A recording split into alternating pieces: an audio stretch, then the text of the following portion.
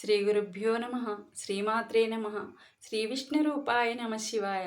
Hi అండి, అందరికీ నమస్కారం. నేను శ్రీదేవి రామప్రియ. ఈరోజు నేను మీతో ఒక అమ్మవారి పవర్ఫుల్ స్తోత్రం గురించి, అలాగే ఒక మంచి విషయం గురించి చర్చించాలనుకుంటున్నానండి. అది నా ఎక్స్పీరియన్స్. మొన్ననే ఒక వీడియో చేశాను కదండి, నాకు సర్జరీ గురించి. మళ్ళీ మీ సర్జరీ గురించేనా అని అనుకోవద్దు. ఇవి చాలా మన జీవితంలో ఎన్నో కష్ట నష్టాల నుండి, దుఃఖాల నుండి, భయంకరమైన సమస్యల నుండి బయటపడే మార్గం, ప్లస్ మన దైనందిన జీవితంలో మనం పాటించవలసిన విషయాల గురించి కూడా చాలా బాగా అర్థమవుతుందండి.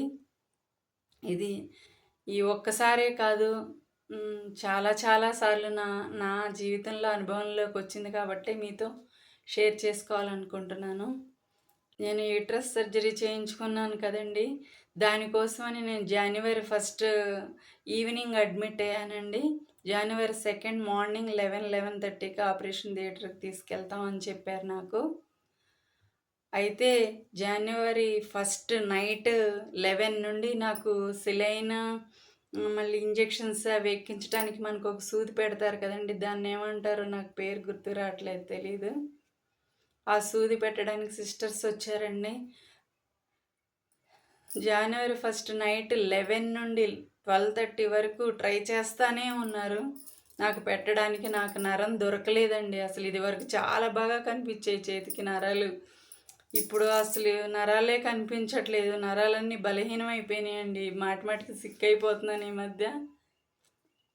అందుకనే ఇంకప్పుడు సిస్టర్స్ నాకు చెప్పారు, మీ బాడీ డీహైడ్రేషన్ వల్ల ఇలా నరం దొరకట్లేదండి మీకు.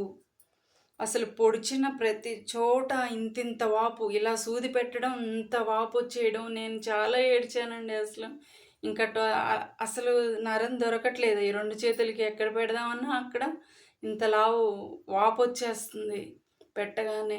ఇంకా సిస్టర్స్, వద్దులేమ్మా ఈ నైట్కి చక్కగా రెస్ట్ తీసుకో, రేపు పొద్దున మార్నింగ్ వచ్చి పెడతాం, కానీ ఖచ్చితంగా పెట్టి తీరాలి కదా, మీకు సర్జరీ కదా, కంపల్సరీ కదా అని. సరే, మళ్ళీ next day morning January 2 morning 9కి వచ్చారండి మళ్ళీ నాకు పెట్టడానికి. అస్సలు నాకు సూది పెట్టడం, మళ్ళీ అదే ప్రాసెస్, ఇంకా వాపు వచ్చేయడం, ఇంకా గుచ్చని ప్లేస్ లేదండి. ఇంకా నేను ఏడుస్తానే ఉన్నాను, ఇంకేం చేయాలి స్వామి, ఏం చేయాలమ్మా నేను అని నేను ఏడుస్తానే ఉన్నాను. 9 దగ్గర నుండి 10:15 వరకు నాకు గుచ్చుతానే ఉన్నారు. ఆగి కొంచెం సేపు ఆగి గుచ్చుతానే ఉన్నారు. అస్సలు నాకు సెట్ అవ్వలేదండి సూది పెట్టడానికి. అప్పుడు ఒక సిస్టర్ వెళ్ళి, ఇంకో సిస్టర్ని నేను తీసుకొస్తానండి అని చెప్పి ఇంకో సిస్టర్ని పిలుచుకురావడానికి వెళ్ళింది. ఇంకా నేను చాలా ఏడుస్తున్నాను, భయం వచ్చేసింది. ఇంకా అసలు ఈ పెయిన్ అయితే అస్సలు తగ్గట్లేదు. ఇంకా అప్పుడు నేను ఏడుస్తానే, అమ్మ నేనేం చేయాలమ్మా, ఇప్పుడు నేనేం చేయాలి, నాకు నువ్వే దిక్కు, ఇంకా నువ్వే నన్ను ఈ గండం నుండి నాకు ఒక పెద్ద గండంలానే అనిపించేసిందండి. నైట్ కుదరలేదు, మార్నింగ్ కూడా కుదరలేదు. ఇంకా పొడిస్తే ఇంకా నేను తట్టుకునే పరిస్థితి కాదు. అసలు ఖాళీ లేదండి నా చేతికైతే, పొడవని ప్లేస్ లేదు. ఇంకా అప్పుడు నేను శ్రీ ఆపదోద్ధారక దుర్గా స్తోత్రం నేనైతే నోటికొచ్చండి నాకు, అలా చదువుకున్నాను నేను. శ్రీ దుర్గా ఆపదోద్ధారక స్తోత్రం అలా చదవడం ఇంకా 3-4 లైన్స్ ఉన్నాయి అనగా ఒక సిస్టర్ వచ్చారు. నేను అప్పుడు మనసులో అనుకున్నాను, నిజంగా నాకు ఈ సిస్టర్ వచ్చి నాకు ఒక్కసారికి నొప్పి లేకుండా గుచ్చితే, అది సూది పెడితే ఖచ్చితంగా అమ్మవారు వచ్చినట్టే అని అనుకున్నానండి నేను ఆ స్తోత్రం చదివేటప్పుడు. నిజంగా ఆ సిస్టర్ వచ్చి అసలు నాకు ఒక్కసారికే అండి, అస్సలు నొప్పి కూడా లేదు. అసలు రాత్రి నుండి నేను ఎంత ఏడుస్తున్నానో, అసలు నొప్పి కూడా లేదు.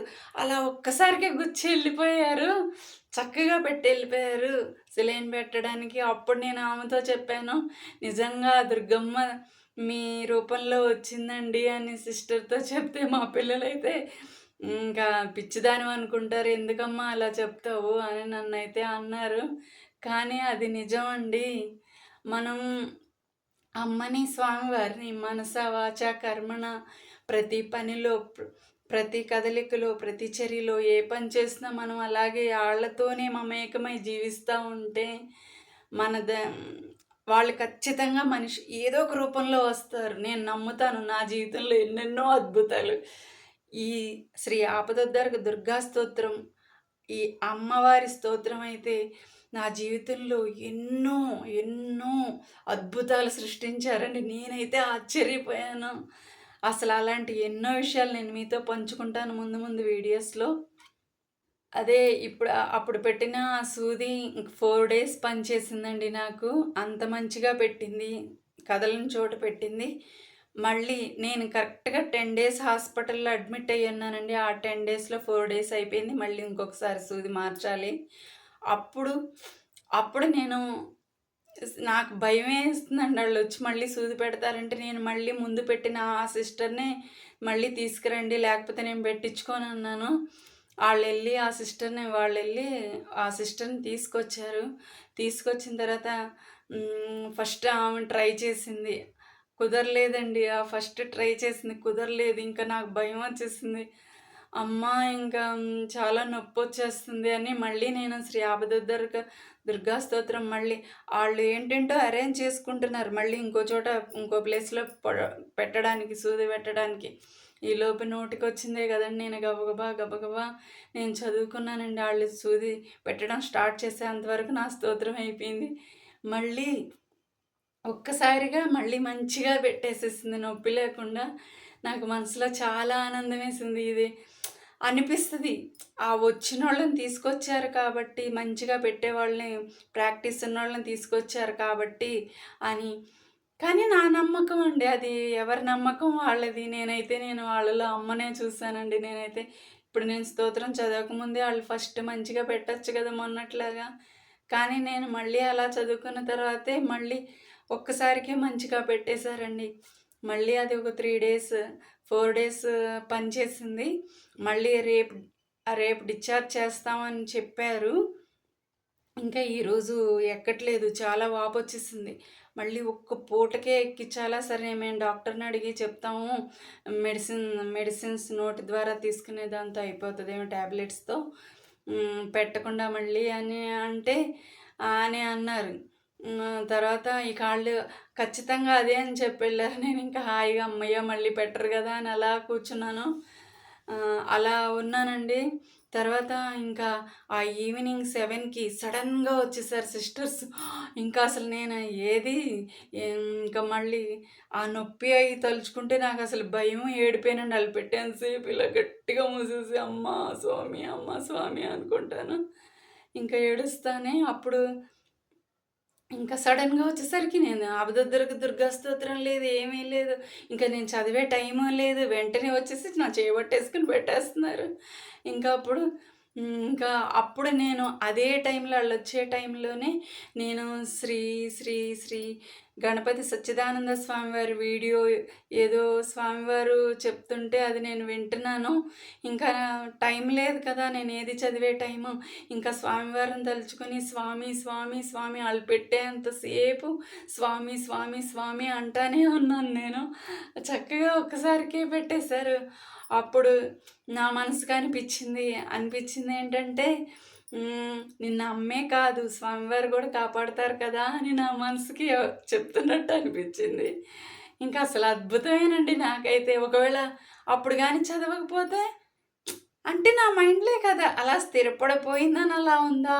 లేదంటే ఆ అమ్మే స్వామివారే నన్నలా నొప్పి లేకుండా చేశారా? మీ అభిప్రాయాల్లో మీరే చెప్పండి. మీకు తెలుసా?